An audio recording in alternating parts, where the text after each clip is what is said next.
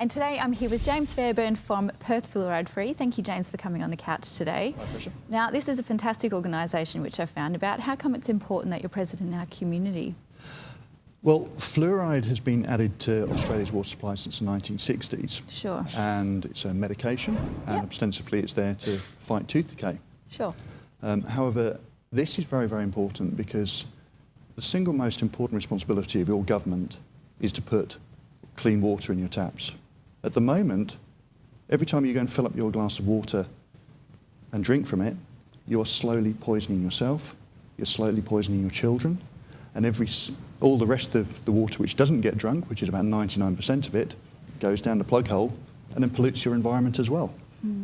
Okay, so this is a very important topic that we're coming into here. And what kind of research has been done on a medical studies? What is actually, how are we being affected by this fluoride? There are numerous peer-reviewed papers internationally which point to the negative effects of fluoride on the body.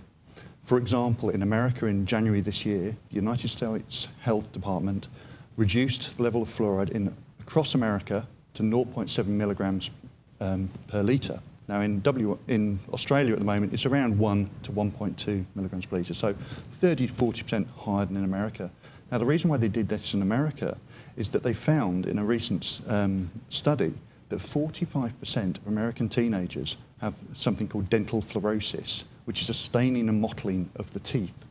Now the teeth are just an extension of your skeleton system, so basically your bones are basically sucking in this fluoride and it is weakening them. And obviously this demonstrates itself on the teeth by creating this mottling effect. Now, you might say, well, that's cosmetic. Well, if you're a teenager and you've got... That is a huge effect. You don't smile. And it goes against the first reason that they put it in there, which was to help our teeth if we're getting fluorosis. Absolutely. In fact, the World Health Organization recently published some figures which showed that tooth decay rates in countries which are unfluoridated, which is most of the Western world, are better than here in Australia and America, where they do fluoridate most of the water supply.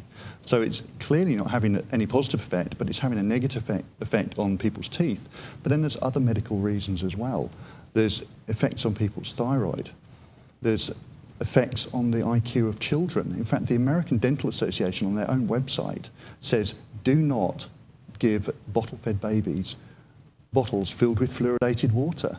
Now, you don't hear those warnings here in Australia. No, you don't hear those And warnings. the reason why is that the blood-brain barrier of the baby is not fully developed, and therefore this fluoride is basically polluting the brains of the babies. A recent study in China found that babies from fluoridated areas where there was a strong instance of dental fluorosis, had 8 IQ points lower than children from unfluoridated areas. That's I mean, incredible. It's just insane. And yet, there's your government allowing this to happen. I mean, that should be making people really, really mad that this is happening in your water supply.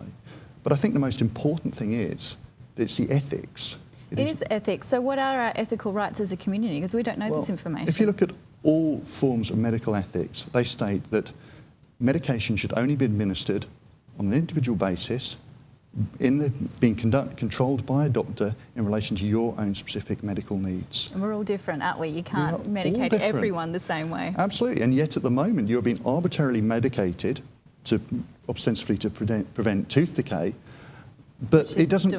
What happens if you work on a mine site or on a construction site?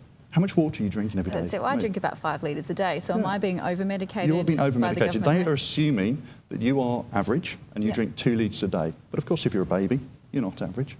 If you're the guy who works in a construction site and drinks 12 litres a day, you're definitely not average. You are literally polluting yourself with this industrial toxin.